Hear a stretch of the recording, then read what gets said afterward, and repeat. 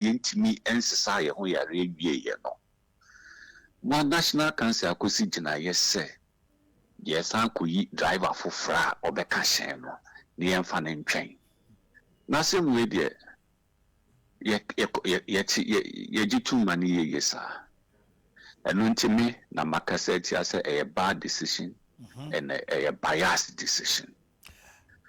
Bias no, bias no say to favor who? Yeah. Bias in India.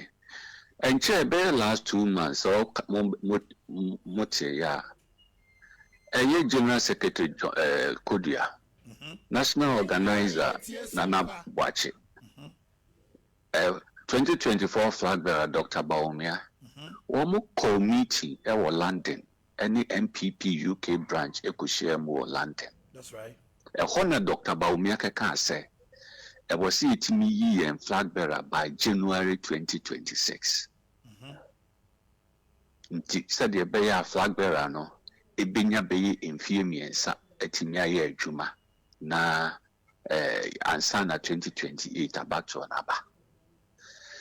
And chair na mobile national council meeting last month ya. Na mo decide same way but two jar. Na just say Ubia adwene no be say de ono Dr. Baumia ka na adwene ono na mo aba besi so dia abegia tumbo ha na eni kwa say banesa na eyem pepre ho a ye pepre ye hu apa na apa kusisen e de amaye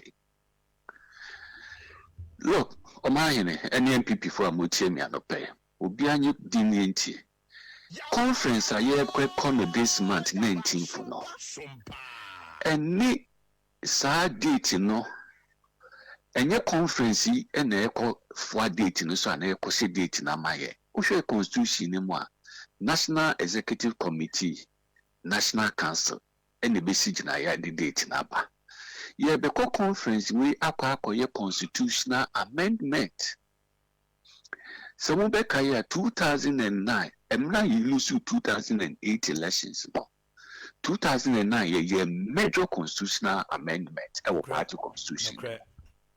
15 years you need be afin be the second one. In afin ye be kon ye kwa who said this is a party organization, party structure ni nyina no ebe ye.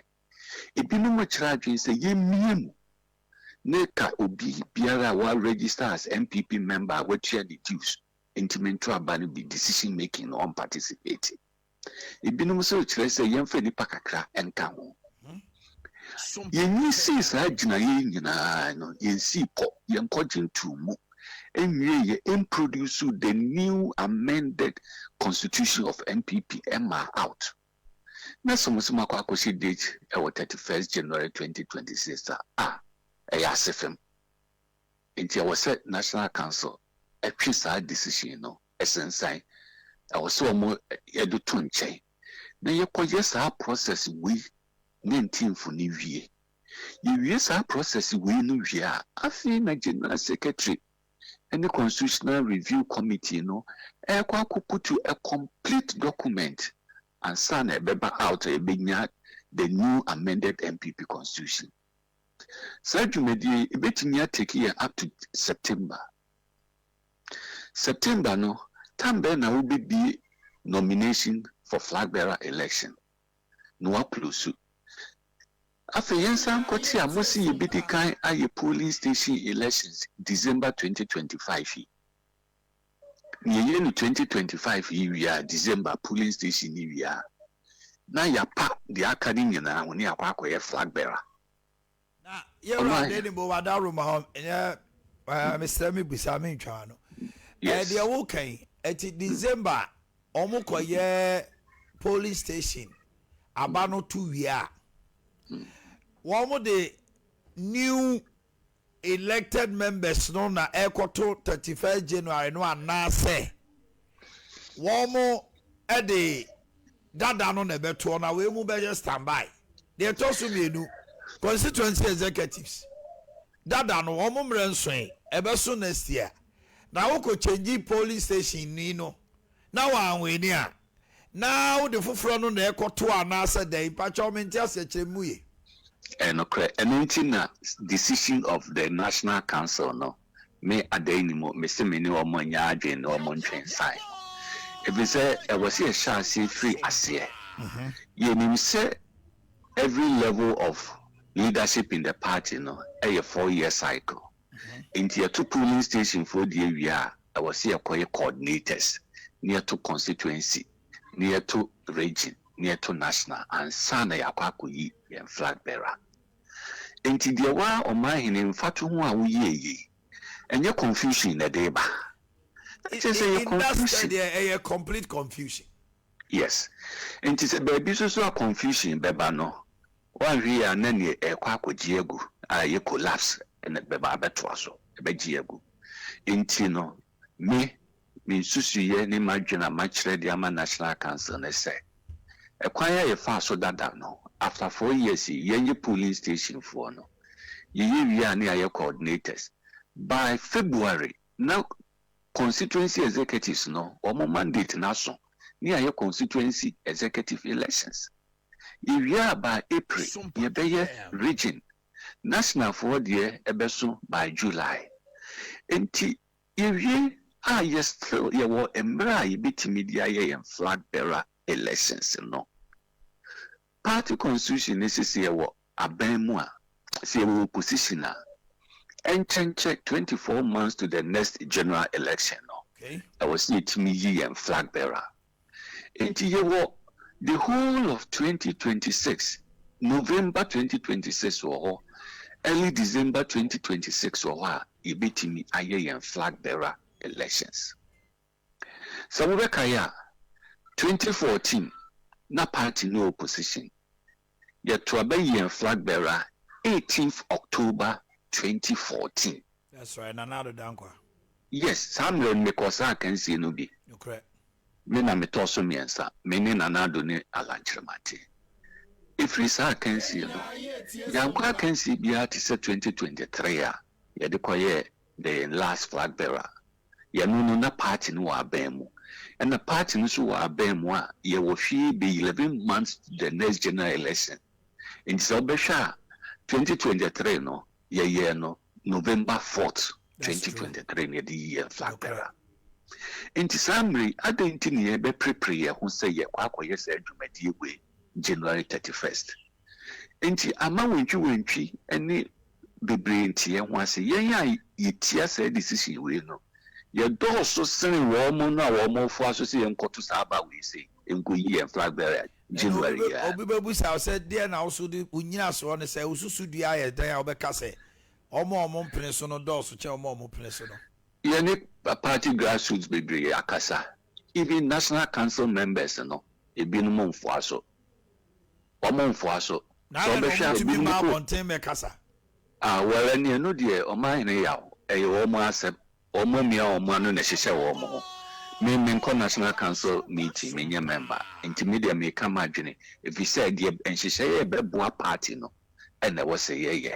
You are Addai-Nimoh ebi say send flag bearership no edi wantwi ba na de kasantwitwie ne as a penche no any the flag bearership the flag bearer hopefuls no omo interest at polling station constituency and others no eco fans bebre but taking a cue from 2023 showdown ne kasa binom ne ade mo de emetima kasa udi uhuni akowie entino ka odi sa how no be there one fa bi ama party no ye kasa bi mu asay party o maye ne ma bi atia party ye mo hudi na mbo mo se no so ede we penche be already party no chane o kan no onya accident ama em se wo fitem fe de obi sukure ko twaja to sa de aka no mu de a ene adan na yenkoye na fe ka no yensiesie no SOMPA e no so that school of thought o musro say echa ebetimi a disintegrity party ni kra no omuso ni omo ya adwena na ofi say that is not the issue enye no ne kwanso no ni nyina bewie se pepepe yo ena e was eye adwuma memum se uburubi ebra ni su o chekere ni nsagu na chi ebro no ebra ni su a sa ni pa so mfa adwen pa emedi wa chiro okay enti ya was pepepe yo and there was a bar. Se pepe yo ewo hono moa. Nye free, fair, transparent flag bearer election. Even 6 months to general election, need me and flag bearer 6 months. Na Ghana for pe, sa nipa no ye dinam abre Ghana for no. Ghana for beto abade ama MPP ama yokuo. Okuyi nipa ni mfie miensa ansa ne yakoto aba na Ghana for mpe no pe. Ni drew wa Ghana for ayo manyo se dodo no se omo mpe no no. Omo mfa tumi ne mma no. But the Ghana for pe nipa no a na yi no even 6 months to the just general election. Na no ye Ghana for akono no Ghana for nim se nipa no de omo woni mu gidi obetima ye adwuma no a omo de tumi be ma no e wo MPP team. Enti sa reason and argument omo ye ni say to resolve the tensions and disunity and blah blah blah in the party no there. Enye we January dey na be resolve o. Nimum justice I be ensure say free, fair, transparent, no biases. Be bano and no and the Bema party nimu aye din. Look, Omani. Yes, yes, Santimemu. She will be our Santimemu MP. One only parliamentary seat in Origin and War. And no, Obeka say, oh, yen say, no, near be an flag bearer, chrono benyan, or no, not Munya, or Beba the one said a bay and a parliamentary seat in a on Subenyan idea. Or no, not doing so, Yenya, prime minister, we need via on him sending Naba Quisi parliament. Into a general elections and then I knew you cry presidential candidate name in your own Ubinian, Ubini, no, 4 years or Aqua benefit. And unti media the American when you know it be free party anymore. I was here my pepe yo. Okay. Pepe pay more honour me can be amateur. Ye and flag bearer no even 2027. Cranoa. Sajidi na Ghana for a bema party no why no Ghana for the to me be my. Addai-Nimoh no pay me that was say when you bread na Uba Kumasi Swa Abra na yanjo chen komo wadaruma. Amanya me da say ya me chia munyana. All right. Addai-Nimoh na moten en kano wa kire ni nsemu yada mo ase. Mami ma dwabe